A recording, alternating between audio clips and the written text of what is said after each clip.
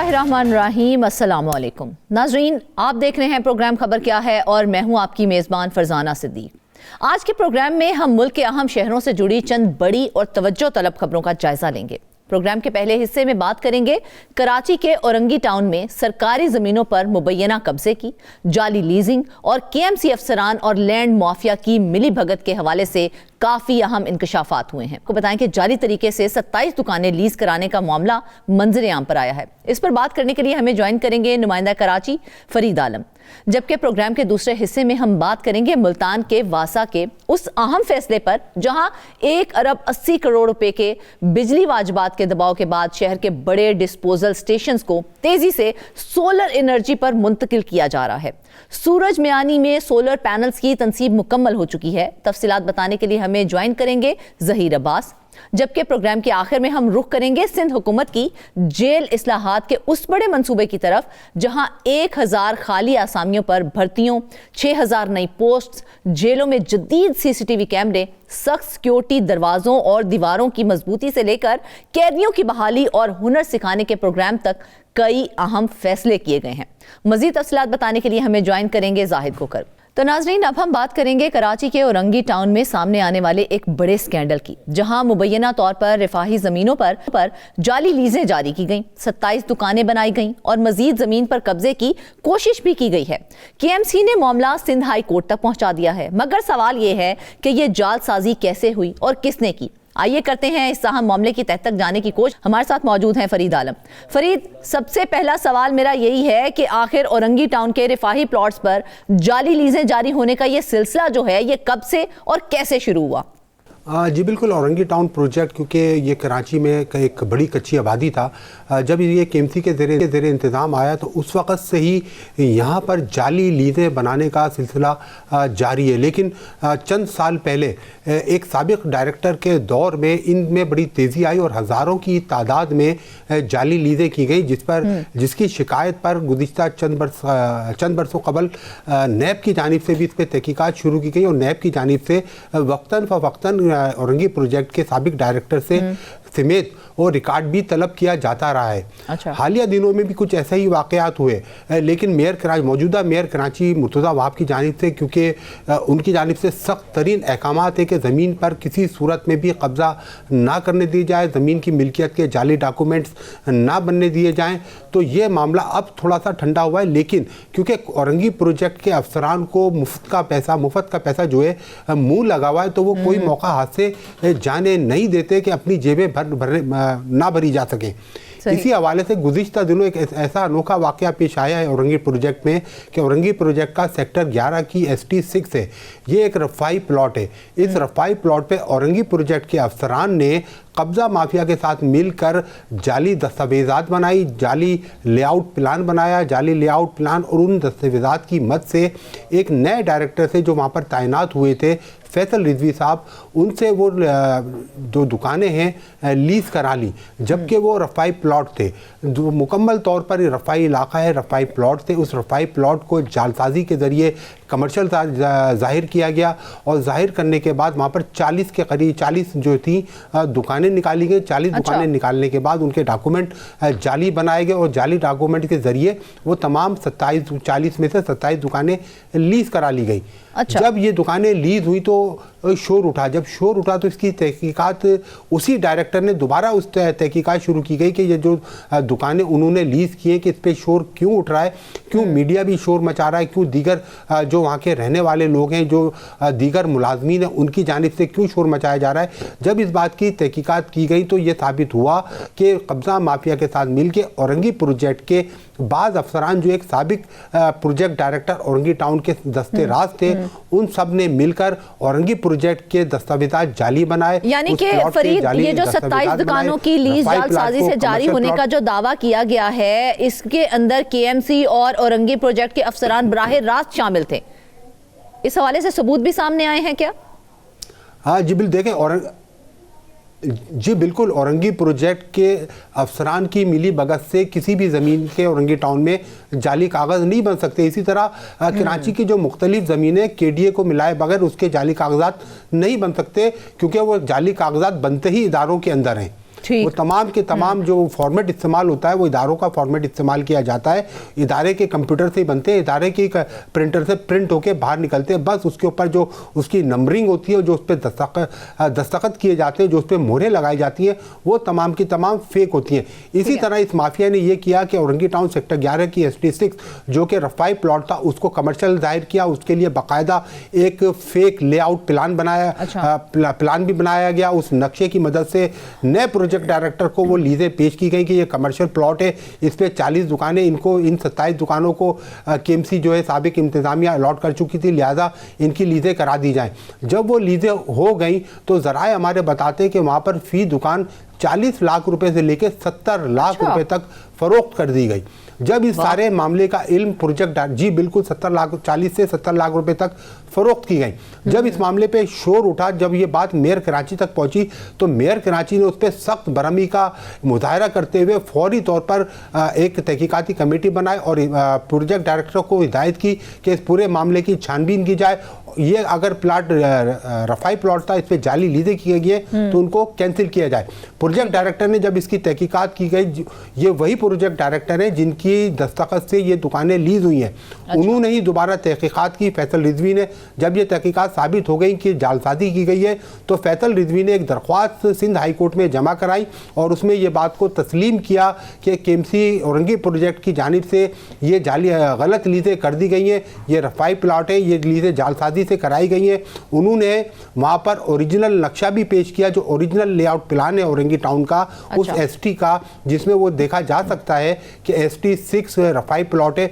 उस नक्शे के साथ तमाम डॉक्यूमेंट लगा के सिंध हाई कोर्ट में 27 दुकानों की मनसूखी के लिए एक दरख्वास्त दायर कर दी है। ये सबसे बड़ा सबूत है कि औरंगी प्रोजेक्ट के अंदर आज भी बाज़ अफसरान का जो ग्रुप है वो मुनज़्ज़म साजिश के ज़रिए औरंगी टाउन के जो कमर्शियल रिहायशी और रफाई प्लॉट्स हैं उनको अपने मज़मूम मकासद के लिए, अपनी जेबें भरने के लिए कमर्शियल बना के हमारे ज़राए हमें ये बताते हैं कि अफसर जो थे उन पर लैंड माफिया की जानिब से दबाव डाला जा रहा था। क्या ये बात दुरुस्त है और किस किस्म का दबाव डाला जा रहा था? क्या ये दबाव बाकायदा धमकियों की शक्ल में था या फिर सियासी पुष्टपनाही की बात की जा रही है?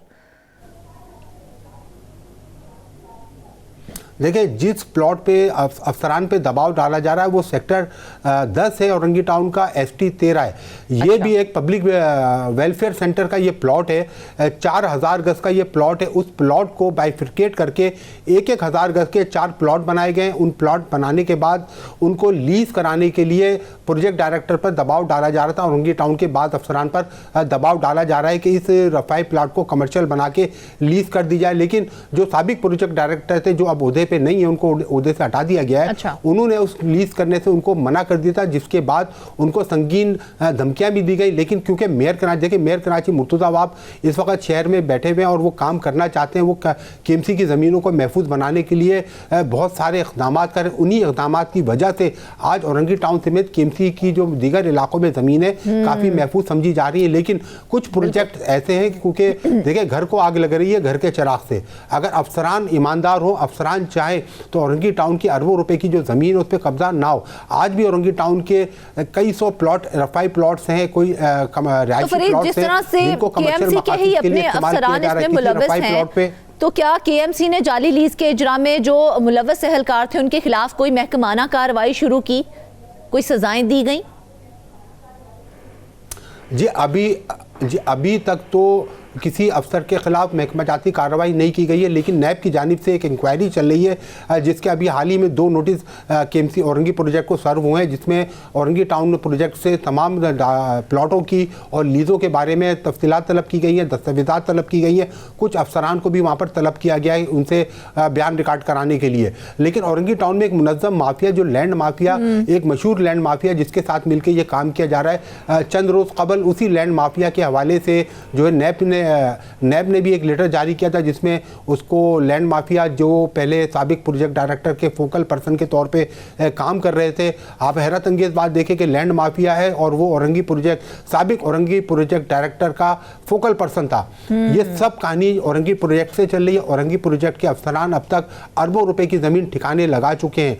लेकिन अब थोड़ा सा मामला हमें बदलता हुआ नज़र आ रहा है। तहकीकात शुरू हो गई है। ये 27 दुकानें सिर्फ एक तरफ है, एक ST13 एक तरफ है सेक्टर 10 की, इसके अलावा दर्जनों ऐसे रफाई प्लॉट्स हैं जिनको शादी हाल में कन्वर्ट कर दिया गया है। वहाँ पर शादी हाल बने हुए दर्जनों प्लॉट्स हैं जिसके ऊपर पेट्रोल पंप चलाए जा रहे हैं, शॉपिंग प्लाजा चलाए जा रहे हैं। ये तमाम के तमाम प्लॉट रिहायशी और रफाई प्लॉट हैं। की बात कर रहे हैं, ST6 की भी बात अगर की जाए तो वहां पर भी तो काफी हेर फेर की गई है। तो किस तरह से मुमकिन हुई है इतनी ज्यादा हेर फेर? वहां पे भी सारा जो है ये मामला है हमें सामने दिखाई दे रहा है।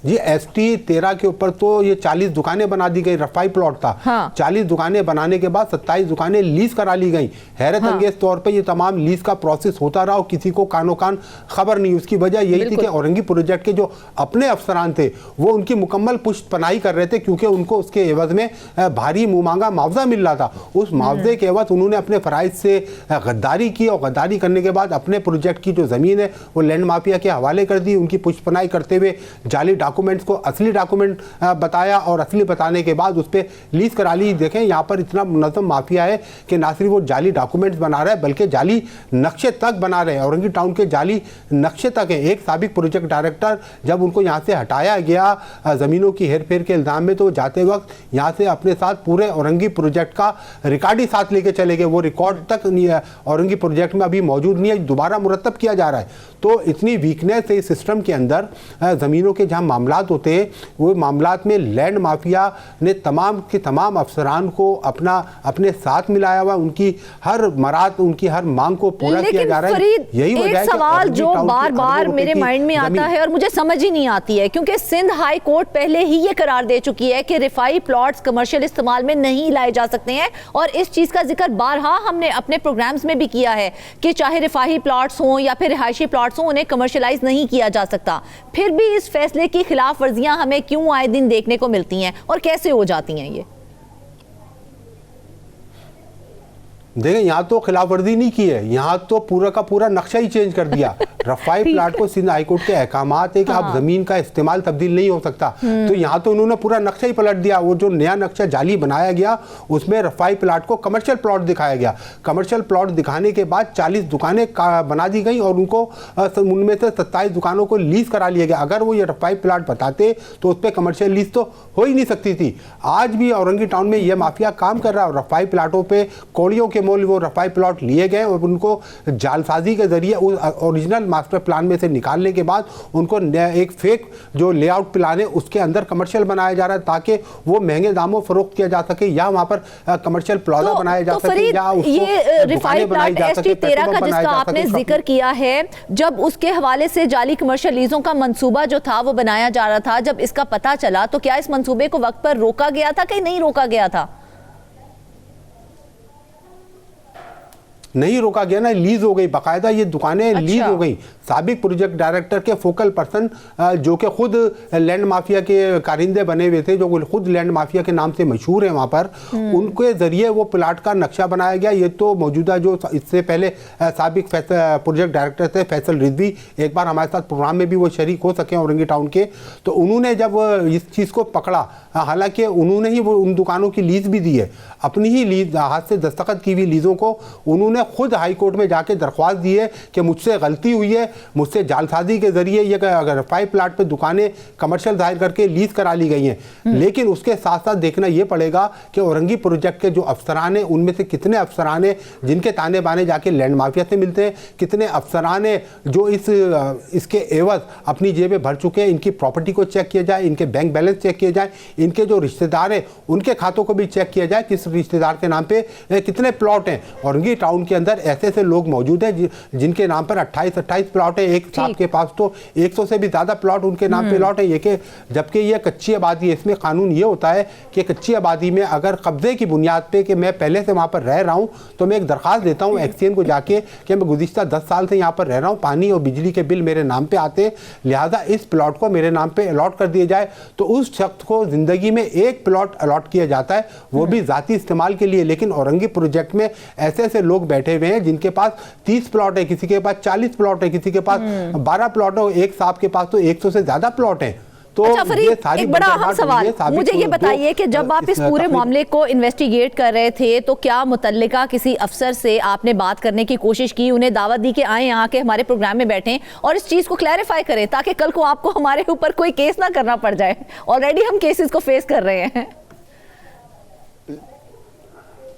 नहीं, हम पे तो क्या केस करेंगे? खुद प्रोजेक्ट डायरेक्टर ने कोर्ट में दरखास्त दी है कि मुझसे जाली लीजें हुई हैं, तो ये हम पे क्या केस करेंगे? केस तो उल्टा इन्हीं लोगों पे बनना चाहिए कि ये पूरी लीजें कर रहे थे और लीजें करते वक्त इन्होंने इस बात का ख्याल क्यों नहीं रखा कि ये दस्तावेजात असली है कि नकली हैं। क्योंकि अगर कोई प्रोजेक्ट डायरेक्टर किसी दुकान को लीज करता है और उसके बाद खुद जाके मुद्दई भी बन जाता है कि मेरे साथ जुल्म हुआ है, मुझसे जालसाजी कराई गई है, तो वो फिर अहलियत नहीं रखता था कि वो प्रोजेक्ट डायरेक्टर बने। जब उनके इल्म में ये बात आ गई थी कि जाली नक्शा बनाया गया है, रिफाई प्लाट को जाली नक्शे में कमर्शियल प्लॉट दिखाया गया, तो जिस अफसर ने उसको वेरीफाई किया था, जिस अफसर ने उसकी तस्दीक की थी कि यह कमर्शियल प्लॉट है, उन सबको नौकरियों से बर्खास्त करना चाहिए। उन सब की इंक्वायरी कंडक्ट करने के बाद एंटी करप्शन में या नैब के अंदर ये केस भेजा जाए ताकि वो और मजीद इसकी तहकीकात करें, ताकि औरंगी टाउन की जो ज़मीनें किसी तरह महफूज हो सके। इस वक्त औरंगी टाउन की ज़मीनें महफूज नहीं है। मेयर कराची की जानिब से जितना हो सकता है वो करते हैं, लेकिन तो फरीद, जिस तरह से आप हमें बता रहे हैं जाली नक्शे तैयार किए जा रहे हैं, जाली कागजात तैयार किए जा रहे हैं, तो अव्वल तो ये कैसे हो गए हैं? चले मान लिया मिली भगत से हो गए, ठीक है, बात समझ आ गई, लेकिन क्या हुकूमत के पास ऐसी जालसाजी रोकने का कोई मंसूबा, कोई मजबूत मैकेनिज्म मौजूद नहीं है ताकि इसको रोका जा सके? देखिए, हुकूमत के पास जालसाजी रोकने का मैकेनिज्म तो उन्हीं के अफसरान होते हैं, वही अफसरान होते हैं, वही मुलाजमीन होते हैं। जब कोई सी चीज़ का नक्शा हम पास कराने के लिए जाते हैं किसी डिपार्टमेंट में, तो उसकी तस्दीक करता है। जैसे अगर मैं किसी जगह कोई अपने प्लॉट है मेरा 100 गज का, मैं उसमें नक्शा मकान का बनाना चाहता हूँ, तो मैं KDA जाता हूँ, KDA से एक फॉरवर्डिंग लेटर SBCA को जाता है कि ये प्लॉट नंबर जो है रिहायशी प्लॉट है, ये फला मालिक है, इसको नक्शे की इजाज़त दी जाए या इसका नक्शा मंजूर कर लिया जाए। इसी तरह जब औरंगी टाउन से कोई नक्शा बनता है तो प्लॉट पे मकान बनाना चाहता है तो औरंगी प्रोजेक्ट उसको वेरीफाई करता है, उसके बाद SBCA जाता है। लेकिन जो वेरीफाई करने वाले ही लोग बेईमान हो तो आप क्या करेंगे? वो सबके सब मिले हुए थे। जब ये तस्दीकी अमल में आया तो जो अफसरान उसके साथ मिले हुए थे उन सब ने उसकी तस्दीक की कि यही असली नक्शा है, ये कमर्शियल प्लॉट है। हालांकि वो प्लॉट पुराने नक्शे के अंदर KDA का जो पुराना 1972 का 73 का नक्शा है उसके अंदर रफाई प्लॉट था, और रफाई प्लॉट को आप चेंज किसी सूरत में कर ही नहीं सकते।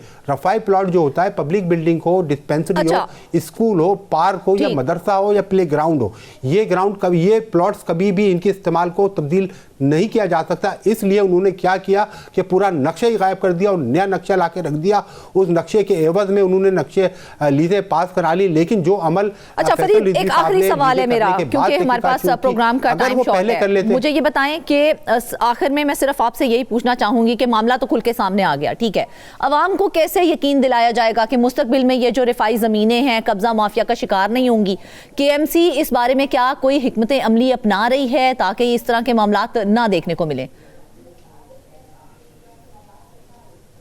जी, मेयर कराची की जानिब से तो वाज़ेह अहकाम है कि किसी किस्म की जालसाजी नहीं की जाए। जो ज़मीन है उसको, जो KMC की मिल्कियत ज़मीन है उसको महफूज बनाया जाए, जालसाजों और कब्ज़ा माफिया के खिलाफ भरपूर कार्रवाई की जाए। कार्रवाइयाँ हो भी रही हैं, लेकिन देखिए ऐसा मैकेनिज़्म पाकिस्तान में बनना तो मुमकिन नहीं है। इस मैकेनिज़्म को बनाने के लिए आपको क्लर्क से लेके डायरेक्टर तक जो 20-21 ग्रेड का अफसरान, इन सबको घर भेजना पड़ेगा। इन सबके घर के किचन जो है बहुत बड़े हो गए, इन सबके आदतें बहुत ख़राब हो गई। इनको ईद बकरीद की शादी जो शॉपिंग होती है वो लंदन और अमेरिका और दुबई में करना होती है, तो उसके लिए तो इनको बेईमानी करना ज़रूरी है। जब तक ये बेईमानी नहीं करेंगे इनकी ख्वाहिशात पूरी हो नहीं सकती। तो ये कहना तो क़बल वक्त होगा कि ऐसा कोई मैकेनिज़्म हो। ऐसा कोई मैकेनिज़्म दावों तक तो है, लेकिन अमली तौर पर ऐसा कोई भी सिस्टम कराची के किसी भी इदारे में एग्जिस्ट नहीं करता जिसके तहत ज़मीनों को महफूज बना लिया जाए। इवन ये कि जो बोर्ड ऑफ रेवेन्यू ने कंप्यूटराइज रिकॉर्ड बनाया हुआ है उसमें भी हेर फेर हो रही है। तो आप किस तरफ जाएंगी? क्योंकि देखिए कंप्यूटर में भी इंदराज मैंने ही करना है। अगर मैं गलत इंदराज करूंगा तो कंप्यूटर ने गलत इंदराज ही बताना है।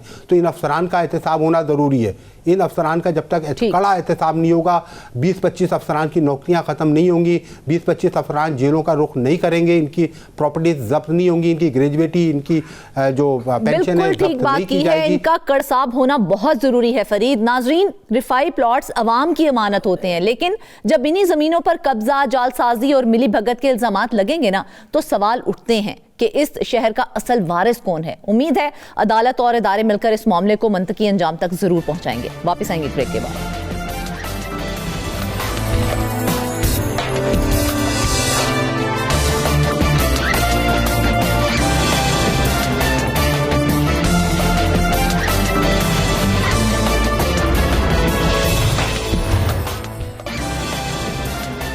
वेलकम बैक नाजरीन। अब हम बात करेंगे मुल्तान के वासा की नाकाबिले यकीन सूरत हाल पर, जहां इदारा मैप्को का 1 अरब 80 करोड़ रुपए का नादहिंदा निकला है। लेकिन साथ ही बिजली के बढ़ते खर्च पर काबू पाने के लिए वासा ने एक बड़ा फैसला भी कर लिया है, डिस्पोजल स्टेशंस को सोलर एनर्जी पर मुंतकिल करने का।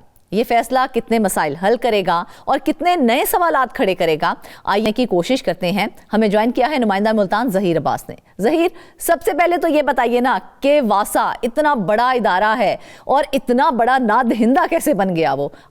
जी शुक्रिया फरजाना। अगर बात की जाए मैप्को के नादहिंदा होने की, तो उसकी सबसे बड़ी वजह ये थी कि इनका जो टैरिफ था मादी में वो इंतहाई कम था। दीगर शहरों के मुकाबले में जिस तरह लाहौर है, फैसलाबाद है, वहाँ पर जो वासा का टैरिफ था वो मुल्तान की निस्बत ज़्यादा था। यहाँ पर इंतहाई ना होने के बराबर जो है इनकी रिकवरी होती थी, कभी 3 करोड़ महीने की, कभी 4 करोड़ रिकवरी वाटर सप्लाई और सीवरेज के बिलों से होती थी। तो वो तमाम तर जितने भी स्टाफ के इन मुलाजमीन हैं, जो उनके रिटायर मुलाजमीन हैं, उनकी तनख्वाहों और पेंशन में ही पैसे चले जाते थे। तो इन्हें हुकूमत से जो है वो अपने अखराजात पूरे करने के लिए ग्रांट जो है वो मंजूर करवाना पड़ती थी। उसी से जो बिजली के वाजबात है वो अदा किए जाते थे। कभी हुकूमत की तरफ से 10 करोड़ दे दिए जाते थे, कभी 15 करोड़ दे दिए जाते थे। तो जो अखराजात बिजली के हैं, जो बकाया जाते वो लगते लगते मामला जो है वो 3 अरब तक पहुंच गया था। अभी ये जो 1 अरब 80 करोड़ की बात है, इसमें कुछ बकाया जात जो हैं वो इन्होंने खत्म करवाए हैं मैप्को से। इन्होंने बाकायदा तौर पर मैप्को काम के साथ मीटिंग्स की हैं। इनका फोकल पर्सन जो है वो एक अफसर को, एक्सीएन को बनाया गया था। तो वो मुसलसल कोशिशों के बाद जो है वो 1 अरब 80 करोड़ रुपए जो है उस पे तय पाया कि ये बकाया जात हम पहले अदा बगाए करते रहे, तो ये हमारा जो एक्चुअल बिल है वो इतना है। बाकी जो रनिंग, जो करंट बिल जिसको कहते हैं, वो तो वासा अब अदा कर रहा है, क्योंकि इनका टैरिफ जब बढ़ा है तो टैरिफ बढ़ने से इनकी रिकवरी जो है वो 20 करोड़ से लेके 25 करोड़ के दरमियान है। कभी 23 करोड़ रिकवरी हो रही महीने की, कभी 24 करोड़। जब से इनकी रिकवरी बढ़ी है तो उस वक्त के बाद से इन्होंने प्रॉपर जो है वो बिलिंग जो वो शुरू कर दी है कि वो अदा, जो जितना भी बिल होता है वो अदा कर दिया जाता है मैप्को। लेकिन जो बकाया जाते हैं 3 अरब में से 1 अरब 80 करोड़ पे जो है वो अदा किए जाएंगे, तो ये वाजबात अभी तक जमा क्यों नहीं करवाए जा सके हैं? जी वो साफ जाहिर है, हुकूमत अगर फंड मुयस्सर करेगी, इन्हें अगर ग्रांट मिलेगी तो ये अदा कर पाएंगे। जो इनकी सेल्फ इनकम है, जो कि रिकवरी है, आपको पता वाटर सप्लाई बिलों से पैसे आ रहे हैं, साथ साथ जो सीवरेज के बिल हैं वहां से पैसे आ रहे हैं। उसके अलावा इनकी कुछ इमलाक है वासा की, उसको नीलामी पे दिया जाता है। तो ये जो सेल्फ इनकम है, इससे सारे अखराजात पूरे किए जाते हैं, चाहे वो फ्यूल के अखराजात हों, तनख्वाहों के अखराजात हों, मुलाजमीन की पेंशन के अखराजात हों, या फिर इस तरह जो बिल वगैरह है, जिस तरह ये मैप्को का बिल है, तो ये तमाम तरह अखराजात जो है वो यहाँ से पूरे करने की कोशिश की जाती है। बकाया मादी में क्योंकि टैरिफ थोड़ा था तो इनके पास जो सेल्फ इनकम थी वो इंतहाई ना होने के बराबर होती थी। तो यही वजह है कि मादी में वासा मौजूदा जो दौर है इससे ज्यादा माली बहरान का शिकार रहता था। तो वासा मुल्तान की जानब से पंजाब हुकूमत को बार बार लिखा जाता था, बिजली के बिलों की अदायगी के लिए कोई मंसूबा बंदी ही मौजूद नहीं थी। जी जी बिल्कुल साफ जाहिर है, उनके पास सेल्फ इनकम उतनी थी नहीं। अब वाजबात जो बकाया जाते वो इतने हो चुके हैं कि यकमुश्त अभी भी वासा जो है वो अदा करने से कासिर है। यही वजह है कि वो किस्तों में जो है वो अदायगी जो है उन्होंने शुरू कर रखी है, जिसके बाद उम्मीद यही की जा रही है कि अब जिस तरह रिकवरी बेहतर हुई है तो वासा ने जो मैप्को के वाजबात देने हैं वो अनकरीब जो है वो आने वाले कुछ महीनों में वो क्लियर कर लिए जाएंगे।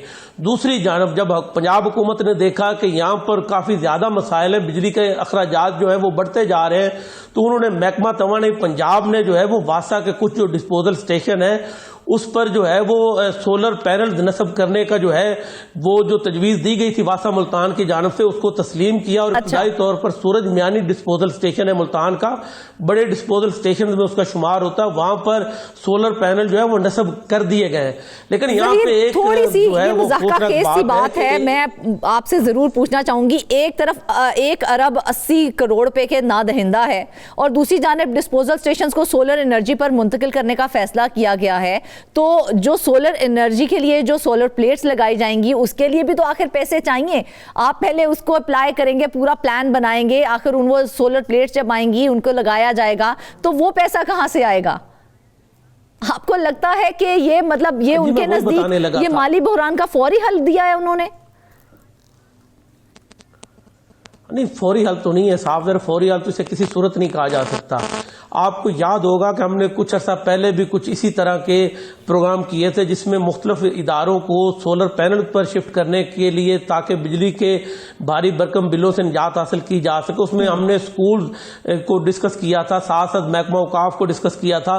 तो महकमा तवानाई पंजाब जो है वो अपने वसाइल से, अपने फंड से जो है वो मुख्तलिफ इदारों को सोलर पैनल जो है वो नस्ब करके देता है, जिसके बाद उम्मीद यही की जाती है कि बिजली का जो खर्च है वो कम होगा। लेकिन अगर मादी की मिसालें देखी जाएं तो जिस तरह महकमा औकाफ की हमने स्टोरी की थी, आपको याद होगा कि 6 करोड़ रुपए से जायद के सोलर पैनल जो है वो मुल्तान के कलाकोना कासम बाग पर मज़ारात को बिजली फराहम करने के लिए नस्ब किए गए थे। हाँ। मगर उनकी तनसीब के 4 साल गुजरने के बाद भी उनको फंक्शनल नहीं किया गया। हाँ। अब सूरत हाल ये हो चुकी है कि उनके ग्रीन मीटर तो जो है उसका डिमांड नोटिस भी वो भरने का दावा किया गया, लेकिन ग्रीन मीटर जो है वो लगे नहीं, जिसके बायस जो है वो सोलर पैनल फंक्शनल नहीं हुए थे। अब सूरत हाल ये है कि जितने भी सोलर पैनल हैं वो उतार लिए गए कि ताकि चोरी से उसे बचाया जाए। यहाँ भी ये होता है, आपको पता है कि हमने ये भी एक स्टोरी की थी कि जो सरकारी स्कूल है जनूबी पंजाब के, वहां से करोड़ों रुपए लागत के जो सोलर पैनल हैं जो उजाला प्रोग्राम के तहत स्कूलों में नस्ब किए गए थे वो चोरी कर लिए गए हैं। तो चोरी से बचाने के लिए महकमा औकाफ ने जो पहले नस्ब किए हैं उसको उतार लिया गया है। अब जो वासा की अगर बात करें तो वासा ने सूरज मियानी में 1 साल कबल जो है वो सोलर पैनल नस्ब किए थे, मगर 1 साल का अरसा गुजरने के बावजूद अभी तक उसको फंक्शनल नहीं किया जा सका। इसी तरह जो दीगर 5 बड़े जो डिस्पोजल स्टेशन है वहां पर अब सोलर पैनल नस्ब किए जा रहे हैं। तो 1 महीने तक वासा काम की जानिब से कहा जा रहा है कि सोलर पैनल वहां पर तो सोलर पैनल की तनसीब का काम मुकम्मल हो चुका है, तो फिर उससे फाल क्यों नहीं किया जा सका? तो क्या अगर वो फाल हो जाता है उससे बिलों में फौरी कमी नजर आना भी शुरू हो जाएगी? नहीं, यहां पे थोड़ा सा इमाम है। इमाम क्या है कि वासा के जो टोटल डिस्पोजल स्टेशन है छोटे बड़े उनकी तादाद है 31। ठीक है। इसी तरह इनके जो वाटर सप्लाई के ये ट्यूबवेल जिसको जो पानी फराहम करते हैं वासा वाले, तो 84 के करीब ट्यूबवेल है। ज्यादा करें साफ ज़ाहिर है वो भी बिजली पे चल रहे हैं। हाँ। इसी तरह जो छोटे बाकी 26-27 जो डिस्पोजल स्टेशन होंगे जहां पे सोलर पैनल नस्ब नहीं होंगे वो तो उसी तरह बिजली पे चलते रहेंगे या फ्यूल पे चलते रहेंगे, तो वहां पे अखराजात जो है उतने कम नहीं होंगे। वासा की तरफ से तो दावा किया जा रहा है कि खातर खा कमी जो है वो बिजली के बिलों में आएगी, लेकिन हकीकी सूरत हाल ऐसी दिखाई नहीं दे रही। साफदार इतना बड़ा नेटवर्क है वासा का। वासा का अगर सीवरेज की बात की जाए तो सीवरेज का तकरीबन जो है वो 2300 किलोमीटर का नेटवर्क है वासा का। इसी तरह अगर बात की जाए वाटर सप्लाई की तो वाटर सप्लाई का इनका 1488 किलोमीटर का नेटवर्क है।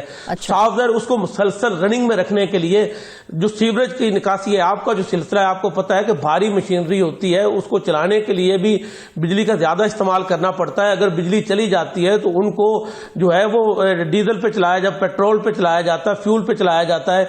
इसी तरह अगर वो सोलर पैनल नस्ब होंगे तो सोलर पैनल तो सिर्फ 5 डिस्पोजल स्टेशन पर नस्ब होंगे। हाँ। तो दीगर जो इनके अब देखे मुल्तान शहर का जो तो सबसे बड़ा जो 5 बड़े डिस्पोजल स्टेशन को कहा जा रहा है कि शहर के बस में वो सोलर पर मुंतकिल कर दिया जाएगा, ये जो ऐलान किया जा रहा है, आपको लगता है कि ये टाइम फ्रेम वाकई एप्लीकेबल है और इसी टाइम फ्रेम के अंदर इनको लगा दिया जाएगा? जी, सोलर पैनल की जो तनसीब है वो तो 1 माह में हो जाएगी, 1 माह नहीं तो 1.5 माह में हो जाएगी। ठीक है। लेकिन असल मसला वही है कि इनको फंक्शन कब किया जाएगा। महकमा औकाफ के तो 4 साल बाद भी फंक्शनल नहीं हुए। इसी तरह जो स्कूल में लगाए गए वो चोरी हो गए। तो एक तो इन्हें चोरी से भी बचाना है, दूसरी जानब इनको फंक्शनल भी करना है। ये कड़ा इम्तिहान होगा कि वासा भी अगर महकमा औकाफ के नक्शे कदम पे चली सीधा हल यही है ना कि आप उसे फंक्शनल कर दें। जब फंक्शनल होगा तो चोरी के इम्कानात बहुत ही 0% रह जाते हैं।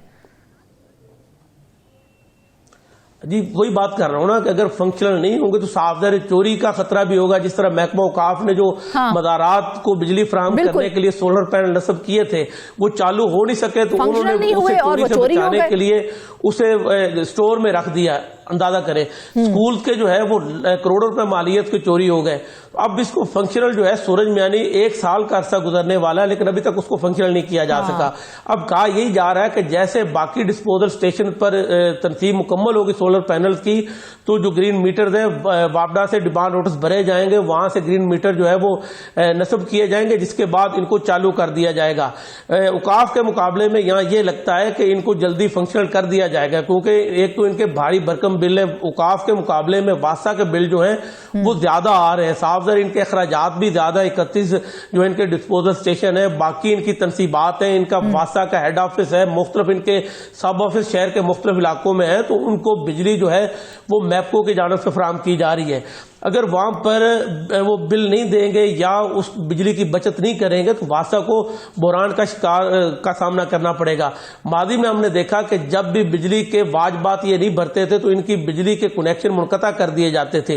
डिस्पोजल स्टेशन की जब बिजली मुनक़ता होती थी तो उसका नुकसान क्या होता था कि पानी एक जगह, उस साफ है पानी को गुजारना भी तो है ना। डिस्पोजल स्टेशन पर पानी आया, उसको आगे जो है वो स्लज कैरियर के जरिए दरिया तक पहुंचाना या नहरों में उसको डालना है, तो उसके लिए भी आपको मशीनरी जो है वो मुसलसल चलानी पड़ती है। जब वो वासा के पास जब इनके कनेक्शन मुनक़ता हो जाते थे, इनके पास जो फ्यूल खत्म हो जाता था, तो उस सूरत में क्राउन फेलियर उस दौर में बड़े हुए कि जब भी बिजली मुनक़ता होती थी 2 से 3 दिन के लिए, तो वहां पर 9 नंबर डिस्पोजल स्टेशन के करीब हमने देखा कि 2 दफा क्राउन फेलियर हुआ।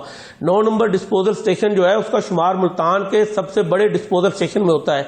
अब अगर दूसरी जानब बात की जाए इतने बड़े डिस्पोजल स्टेशन की, वहां पर सोलर पैनल नस्ब किए जाएंगे कि नहीं, तो वो वहां पे नस्ब नहीं किए जाएंगे। इस हवाले से जब वासा इंतजाम से हमारी बात हुई तो उनका कहना था कि जिन डिस्पोजल स्टेशन पर उनके पास ज्यादा अराजी मौजूद है, रकबा मौजूद है, एरिया मौजूद है, वहां पर जो है वो सोलर पैनल नस्ब किए जाएंगे। जिन डिस्पोजल स्टेशन देखा जाए बड़ा अच्छा प्रोजेक्ट है। तो एक और चीज है, ये महकमा तवानाई पंजाब के ताउन का जिक्र किया गया इसमें, तो क्या ये ताउन जो है वो सिर्फ तनसीब तक ही महदूद रहेगा या फिर मेंटेनेंस के लिए भी उसे सपोर्ट फ्राहम की जाएगी? जी साफ ज़ाहिर है महकमा तवानाई पंजाब का काम ही है, एक तो वो तनसीब, उसके बाद जो भी मेंटेनेंस के मामलात होते हैं वो भी महकमा तवानाई पंजाब की टीम जो है वो देखती है। तो यहाँ पर इनको इस तरह के अखराजात का सामना नहीं करना पड़ेगा। मसला सिर्फ ये है कि जितनी जल्दी हो सके इन्हें ग्रीन मीटर जो है वो नस्ब करवाने पड़ेंगे, ताकि जो भी डिस्पोजल स्टेशन को सोलर एनर्जी पे शिफ्ट किया जा रहा है तो वहां पर उसको सोलर पैनल को चालू भी किया जा सके, ताकि बिजली की जो बचत के दावे किए जा रहे हैं उनको अमली जामा पहनाया जा सके। माजी में दीगर महकमों की जानब से भी इसी तरह के दावे किए गए, मगर आज तक कई इदारों में हमने देखा कि उस तरह से दावों को अमली जामा नहीं पहनाया गया। औकाफ की हमने जैसे मिसाल दी कि 4 साल से उनके जो सोलर पैनल है वो एक्टिव ही नहीं हुए। स्कूलों में अगर किसी जगह फाल हुए तो वहां से चोरी भी कर लिए गए। तो चोरी की रोकथाम को भी यकीनी बनाना है, साथ साथ इसको जल्दी फाल भी करना है। नाज़रीन, सोलर एनर्जी पर मुंतकली एक मुस्बत कदम तो जरूर है, मगर 1 अरब 80 करोड़ के वाजबात अपनी जगह जूं के तू खड़े हैं। सवाल यह है कि क्या ये इकदामात वासा का माली बोझ कम करने के लिए काफी साबित होंगे या ये सिर्फ वक्ती रिलीफ है? आने वाले महीने इस फैसले की कामयाबी या नाकामी का तयन करेंगे। वापस आएंगे एक ब्रेक के बाद।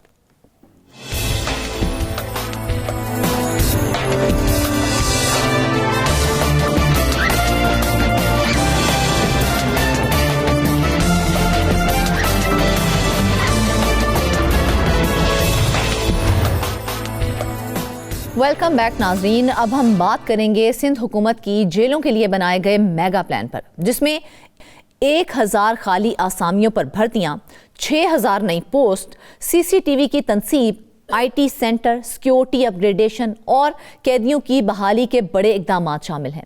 सवाल यह है कि क्या ये इस्लाहात वाकई ही हमारे जेल सिस्टम को बदल देंगी या ये मंसूबा भी फाइलों तक ही महदूद रह जाएगा? मजीद तफसीलात बताने के लिए हमें ज्वाइन किया है नुमाइंदा कराची जाहिद खोखर ने। जाहिद, सबसे पहला और सबसे अहम सवाल मुझे ये बताइए कि जेल इस्लाहात का ये जो मेगा प्लान है ये इतने अरसे बाद क्यों लाया गया है? अगर इसकी इतनी ज़रूरत थी तो असल रुकावट क्या थी कि पहले ये मेगा प्लान नहीं लाया गया? Thank you so much. देर से ही दुरुस्त आए वाली बात हो गई है, क्योंकि जेल के अंदर मुख्तलिफ वक्तों में मुख्तलिफ वज़ीर भी रहे हैं और उनकी अपनी पॉलिसी होगी। और हकीकत ये है कि जेल एक ऐसी चीज़ है कि जहाँ पर जो कैदी हैं, कुछ भी हो, कुछ के ऊपर जो मुकदमात हैं वो दुरुस्त होते हैं, कुछ पे जो है गलत तरीके से भी होते हैं। बहरहाल उनको सहूलियात जो है, आलमी मयार की सहूलियात या उनके इंसानी हुकूक़ का ख्याल रखना चाहिए। इस वक्त के जो मौजूदा सूबाई वज़ीर हैं हाजी अली हसन ज़रदारी, उनके पास जब ये कलमदान आया तो उन्होंने तमाम मामलात किए और ख़ास तौर पर जो कवानीन में तब्दीली के हवाले से भी कोशिशें की। अब जाके वो दुरुस्त सिमत में एक चीज़ चली है जिसको हाईलाइट करना ज़रूरी है। और अब ये एक मसवदा तैयार किया गया है जिसमें कहा गया है कि अब क्योंकि जेलों के अंदर इस्लाहत लानी जाए, कैदियों को अपनी सहूलियात दी जाएँ, कैदियों को जो हुकूक हैं उनके आइन के अंदर, कानून के अंदर उनको दिए जाएँ। पूरी दुनिया के जो आलमी कवानीन हैं वो भी कैदियों के हुकूक की बात करते हैं, उनके तहफ़्फ़ुज़, हुकूक के तहफ़्फ़ुज़ के हवाले से काम करते हैं।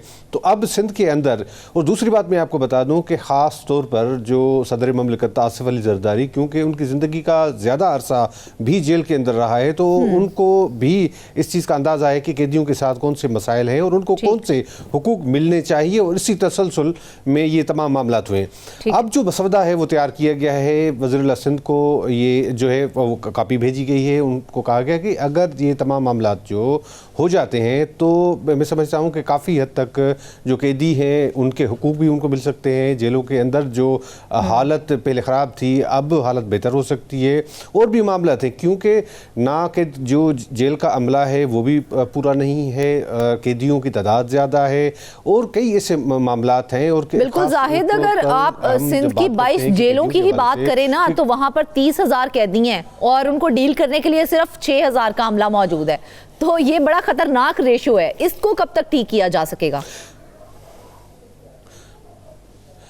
जी बिल्कुल, देखें 22 जेलें हैं। एक तो जेलों के अंदर जो कैपेसिटी है वो, एक तो गुंजाइश से ज़्यादा कैदी हैं, उनकी तोसी के हवाले से भी हम ज़रूर बताएंगे आपको। मगर जो 22 जेलें हैं उनमें इस वक्त 30,000 कैदी मौजूद हैं और आलमी कवानीन ये कहते हैं कि 4 कैदियों पर एक पुलिस एहलकार जो है वो मुकर्रर होना चाहिए। अच्छा। बदकिस्मती की बात है कि इस वक्त जो कैपेसिटी है, जो 6,000 एहलकार हैं पूरे सिंध के अंदर, अगर हम उनको डिवाइड करें तो 15 कैदियों पर एक एहलकार मौजूद है, तो नाकाफ़ी। आप समझे कि तस्वर करें कि 4 कैदियों पर एक एहलकार होना चाहिए, तो 15 कैदियों पर कितने एहलकार होने चाहिए, ये ज़रूर इस चीज़ को जो है हाईलाइट किया गया है। और अगर क्योंकि कैदियों, एक तो कैदी जो तादाद है उसके मुताबिक जो एहलकार हैं उनकी भी भर्ती हो जाए तो भी काफ़ी मामला हो सकते। काफ़ी जेलों के अंदर कई सालों से इस तरह होता है कि जो पुराने कैदी थे उनसे मामला चलाए जाते थे, उनको सिक्योरिटी पर रखा जाता था, या इवन जो उनकी सिक्योरिटी पुलिस एहलकार एक है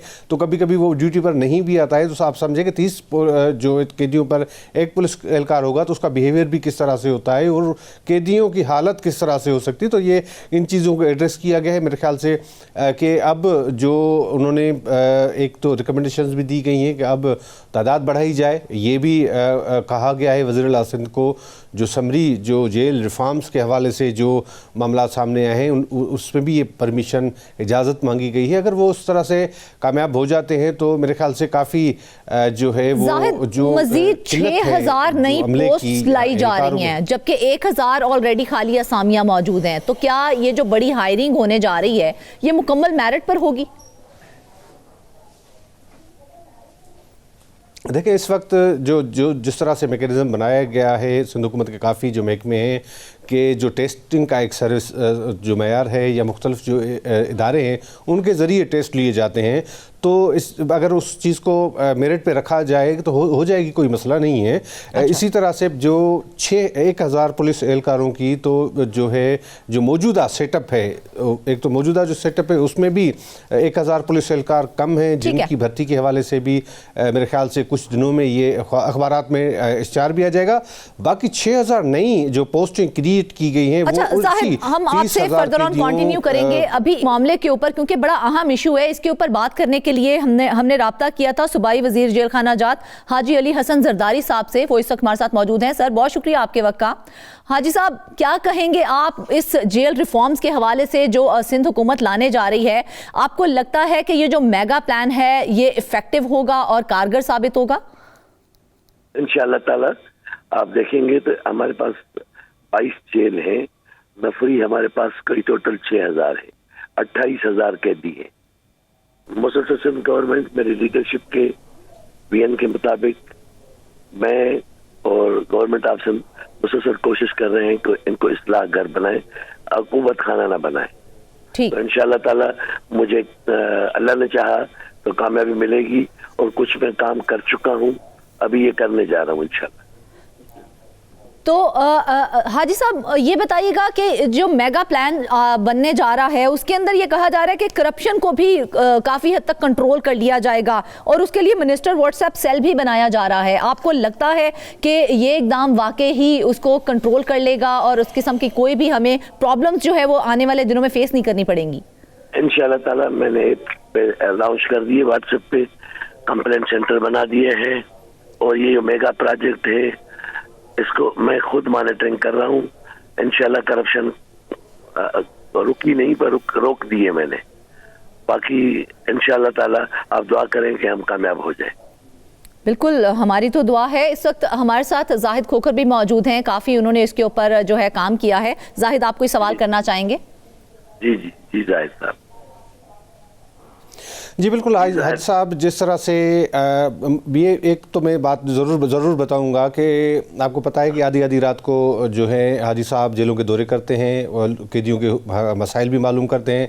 आपको ये भी बता दूं कि ये बताते नहीं हैं खुद, मगर मैं आपको बता रहा हूं कि खुद कई ऐसे कैदी हैं जिनको अपनी जेब से फ़ीस अदा करके, जो उनके पास वकील की नहीं होती, या इवन जो जुर्माने की फ़ीस अदा नहीं कर पाते, वो जो कैदी वो खुद जेब से दे के उनको रिहाई दिलाई है। ये मुझे बताया ज़ाती तौर पर। हाजी साहब, जिस तरह से मलीर में एक सान्या हुआ उसके बाद तो कार्रवाई अमल में लाई गई, अब क्या इस तरह की सिक्योरिटी के मामला किए गए हैं कि अब और किसी जेल में इस तरह का जो मामला है, वाक़या है, वो सामने ना आ सके? इंशाअल्लाह ताला हमने बड़ी कोशिश की है कि इन जेलों को हम सिक्योर करें। वो जो मरीज जेल ब्रेक हुआ था, मैंने आज भी आया था पास आउट पे, तो उन्होंने उसको मैं लोगों को बताया कि अर्थक्वेक आ गया। जाहिर अर्थक्वेक आ गया, 7,000 लोग थे, वो डर गए, बाहर आ गए, तो हमने उसको फिर भी कंट्रोल कर लिया, और उनके जो जिम्मेवार थे उन पे FIR भी काटी गई, और कैदी भी तकरीबन सब वापस आ गए, क्योंकि बड़े क्रिमिनल नहीं थे। इंशाल्लाह ताला आगे वाक़या नहीं होगा। भाई साहब, एक बड़ा अहम सवाल मैं आपसे करना चाह रही हूँ। मुझे सिर्फ ये बताइए कि कहा जा रहा है कमांड एंड कंट्रोल सेंटर जो है वो कराची में बनाया जाएगा, तो क्या तमाम जेलों की लाइव मॉनिटरिंग वहाँ से मुमकिन हो पाएगी?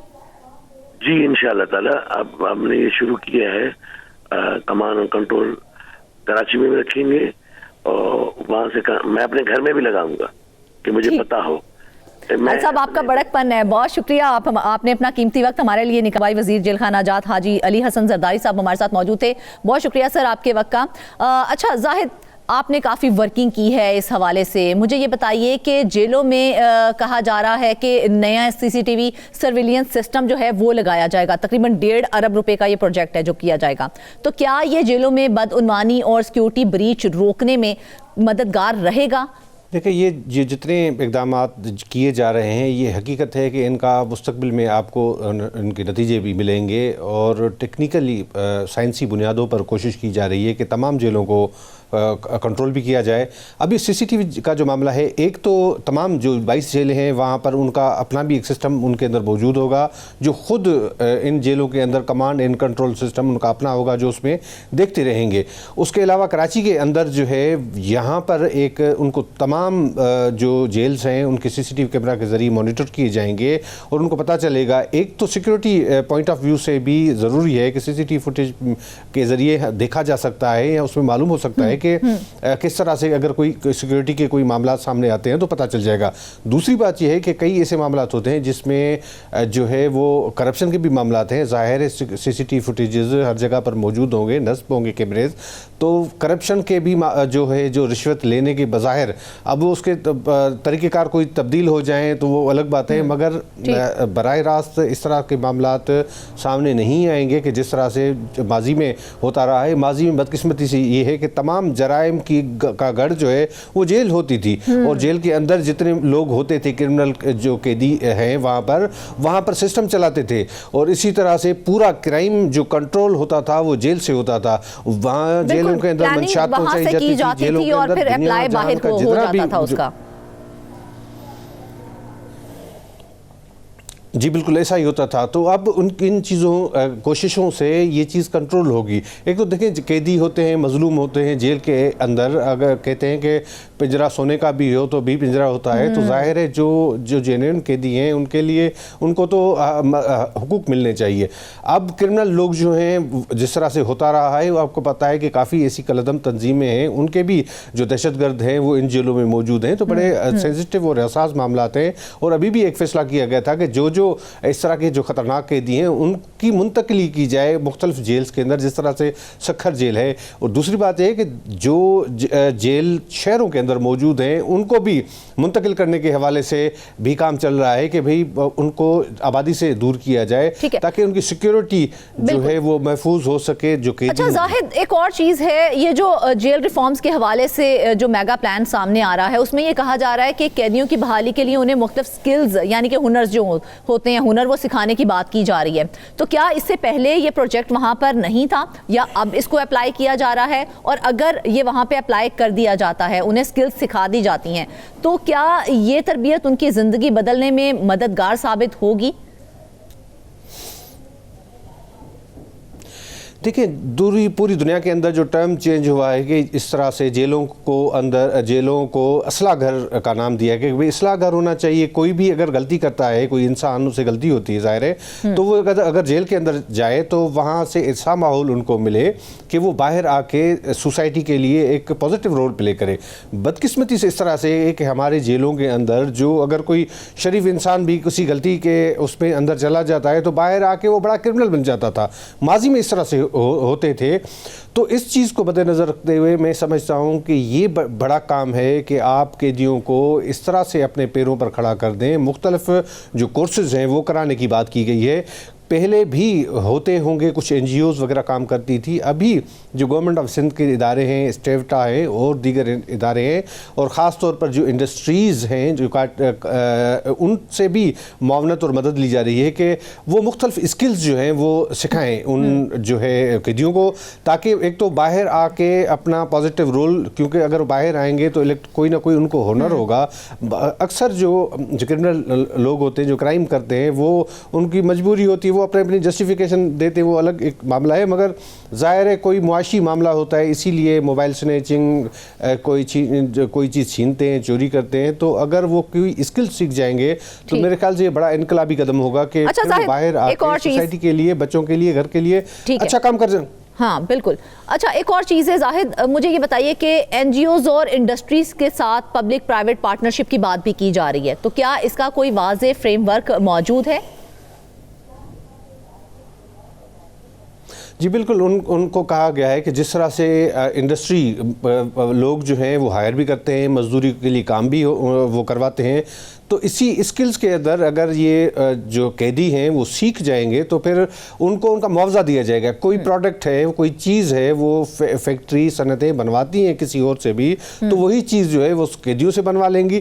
कैदियों को वो जो वेजेस हैं उनके वो दिए जाएंगे। ये एक अच्छा कदम है कि कम से कम उनकी जो फाइनेंशियल या उनके जो घर वाले, क्योंकि वो कमाने के लिए कभी कमाने वाले एक आखिरी बड़ा अहम सवाल जाहिद, शॉर्ट आंसर दीजिएगा इसका। मुझे बताइए कि ये जो IT सिस्टम भी उसके अंदर अप्लाई करने जा रहे हैं, तो इस IT सिस्टम के तहत कैदियों और मुलाकातों का मुकम्मल डाटा रखा जाएगा, तो क्या ये जो डाटा है ये प्राइवेसी और ट्रांसपेरेंसी दोनों को यकीनी बना सकेगा?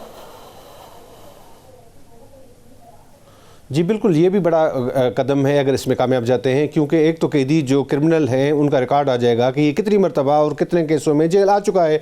कई बाज़ ऐसे कैदी होते हैं जिस तरह क्राइम करके वापस आके फिर जेलों में जाते रहते हैं, तो वो एक जो है आदि मुजरिम होते हैं, तो उनका रिकॉर्ड भी आ जाएगा। और उसके साथ साथ उनसे जो मुलाकातियों, क्योंकि मुलाकाती भी कुछ ऐसे होते हैं जिस तरह से मैंने आप जिक्र किया कि वहाँ से क्राइम नेटवर्क को हेड करते हैं, तो उसका भी एक जो है ना देखा जाएगा कि रिलेटिव है नहीं है।